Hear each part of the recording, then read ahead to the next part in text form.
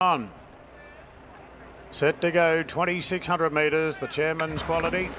Racing now, Mars a bit missed the start, Verona a bit sluggish and Loft taken back.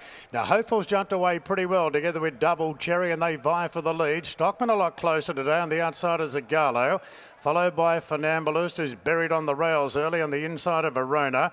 Circle of Fire tugging along back in the field. Mars a bit's pulling his head off and a gap back to So Dazzling and Loft. So Double Cherry at a sedate speed, out by a length and a half to Hopeful, and the roughie Zagallo is leaders back third. A length further back to Stockman, two off then to Verona on the outside of Funambulist. Then came Circle of Fire, is right on the back of the other favourite.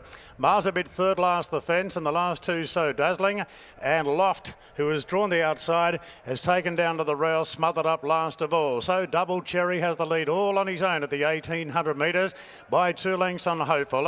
A similar margin to Zagallo and Stockman without cover. He's a real mudlark, Stockman, and he's a bit closer in the run today. Followed then by Verona, is right on his coattails on the outside of Funambulist. Circle of Fire's pulling back in the field. The pace has been fairly sedate and Circle of Fire's over racing on the outside of Mars a bit. And then came Loft and So Dazzling. So down the back straight they go now. 1,400 metres to run. Double Cherry may have quickened the pace a little bit at this point. 3 lengths clear now from Hopeful. Stockman goes to a clear third from Zagallo. Verona into fifth. Further back to Funambulist from Circle of Fire, who's back fourth last and has been a bit keen in the first half of the race. Then came Mars a bit from So Dazzling, and Loft is still the last one. In this order they go now at the 1,000 metres, and Double Cherry, a last start winner at Wyong, leads by 3 lengths on Hopeful. Then Stockman into a clear third. Further back to Zagallo on the inside of Verona. Funambulist, Circle of Fire next, no moves yet. Then came Mars a bit from So Dazzling, and Loft has been last all of the way. 800 metres to go now, and Double Cherry still 3 lengths clear from Hopeful and Stockman. Now some of the run starting. Circle of Fire given his head. Verona's given a head as well. Verona goes to 4th. Circle of Fire 5th, wide out.